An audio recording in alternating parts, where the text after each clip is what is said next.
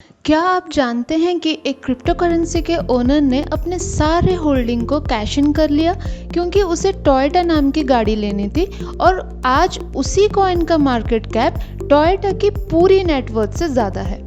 आपको ये जान के भी हैरानी होगी कि एक मीम से एक कॉइन बन गया और वो आज इतना फेमस हो गया है कि वर्ल्ड के लार्जेस्ट क्रिप्टो करेंसी में वो आज रैंक करता है। जी हाँ दोस्तों, हम बात कर रहे हैं डॉज कॉइन की।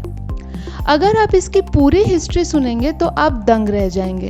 तो आज के इस वीडियो में हम बात करेंगे डॉज कॉइन आखिर कैसे बना और कैसे इतना पॉपुलर हो गया कि आज वर्ल्ड के लार्जेस्ट क्रिप्टो करेंसी में ये कैसे रैंक करता है। क्रिप्टो के दुनिया में दोस्तों बिटकॉइन के अलावा लोगों को अट्रैक्ट करने के लिए बहुत से लोगों ने खुद से कई सारे कॉइन बनाने की कोशिश करी और आज उसे लॉन्च भी किया है, जिसे कहते हैं ऑल्ट कॉइन्स यानी कि अल्टरनेटिव कॉइन्स, जो कि बिटकॉइन के अल्टरनेटिव्स हैं। जैसे कि आप बोल सकते हैं इथेरियम, लाइटकॉइन, रिपल एटसेट्रा। इनके बनाने के पीछे ये कारण होता है कि बिटकॉइंस के कुछ जो डिसएडवांटेजेस होते हैं उनको काउंटर करने के लिए ये कॉइन्स बनाए जाते हैं। आगे चल के तो कुछ स्कैमर्स ने भी अपने बहुत सारे ऐसे कॉइन्स बनाए बिना किसी एडवांटेजेस और मेरिट्स के, बस इसलिए कि लोग उनके कॉइन्स खरीदेंगे और इससे उनकी कॉइन्स की वैल्यू बढ़ जाएगी और आगे चल के वो अपना प्रॉफिट निकालेंगे। हालांकि डॉज कॉइन के बनाने के पीछे ऐसा कोई भी वजह नहीं था। तो दोस्तों, अगर हम डॉज कॉइन की बात करें तो ये करीबन 2013 की बात है, जब ये डॉज मीम अपने पॉपुलैरिटी के पिक पे था।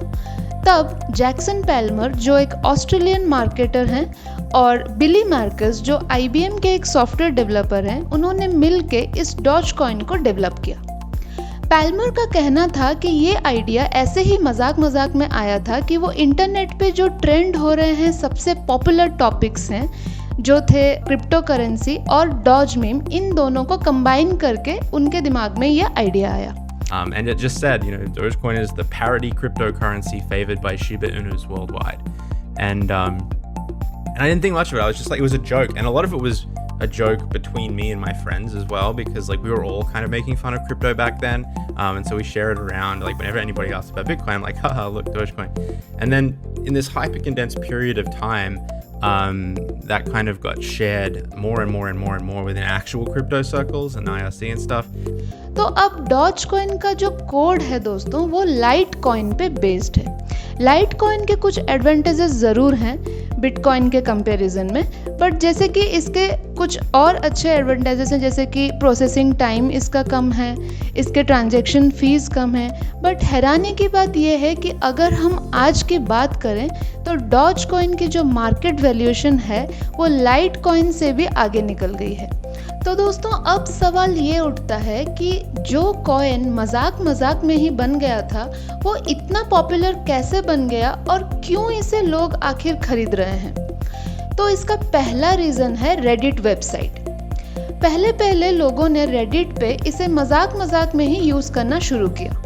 जब भी रेडिट पे इसके रिलेटेड कोई पोस्ट होती थी या कोई कमेंट करते थे और जब भी लोगों को वो कमेंट पसंद आता था या वो पोस्ट पसंद आती थी तो लोग उन्हें टिप के फॉर्म में कुछ डॉज कॉइन दे देते थे, जिसे डॉज बॉट टिप कहा जाता था। यूजुअली ये टिप 5 डॉज कॉइन की होती थी और उस समय डॉज कॉइन की वैल्यू थी 0.0002 सेंट्स। जी हाँ दोस्तों, जो कि बहुत ही स्मॉल अमाउंट था। पर डॉज कॉइन को एज ए टिप यूज़ करना धीरे धीरे रेडिट पर पॉपुलर बनता गया और कुछ ही सालों में ये एक्सपांड हो गया। डॉज कॉइन को कई प्लेटफॉर्म्स पे इतना ज़्यादा इस्तेमाल और इतना ज़्यादा एक्सचेंज किया जाने लगा कि इसकी वैल्यू बढ़ती चली गई और तेज़ी से बढ़ने से इसकी प्रमोशंस भी होती गई। और फिर दोस्तों, सितंबर 2018 में इसे सबसे बड़ी हाइप मिली जब इसे टेस्ला के CEO इलन मस्क ने नोटिस किया। इलन मस्क की मुलाकात जैक्सन पैल्मर से ट्विटर स्कैमबॉट्स के इशू पर हुई थी, जहां उनकी बातें फेक ट्विटर अकाउंट्स के बारे में हुई थी जो जनता को ट्विटर पर क्रिप्टो करेंसी के नाम पे स्कैम करते थे। तो इलन मस्क ने पैल्मर से मदद मांगी क्योंकि लोग इलन मस्क का नाम यूज़ करके स्कैम करते थे और इलन मस्क को इस चीज़ को रुकवाना था। दोस्तों इसके ठीक 7 महीने बाद ही इलन मस्क ने ये ट्वीट किया, Doge might be my favourite currency. फिर मार्च के 2020 को वो ट्वीट करते हैं कि Doge rock, they are the best coins. तो ऐसे ही वो डॉज को लेके काफ़ी ट्वीट्स करे जो डायरेक्टली या इनडायरेक्टली डॉज को प्रमोट ही करते थे। और क्योंकि इलन मस्क दुनिया के सबसे जाने माने और पसंदीदा मल्टीबिलियनियर पर्सनैलिटी हैं, तो जब जब वो ट्वीट करते थे तो उनकी हर ट्वीट से डॉज कॉइन की वैल्यू कभी 25% तो कभी 50% बढ़ जाती थी। और देखते ही देखते 2020 गया, 2021 आया और डॉज कॉइन की वैल्यू 50 सेंट भी क्रॉस कर गई। अपनी पिक टाइम पर डॉज कॉइन ने ऑलमोस्ट $80 बिलियन की वैल्यूएशन टच करी थी। हालांकि पिछले कुछ दिनों में इसके प्राइस नीचे आ गए हैं।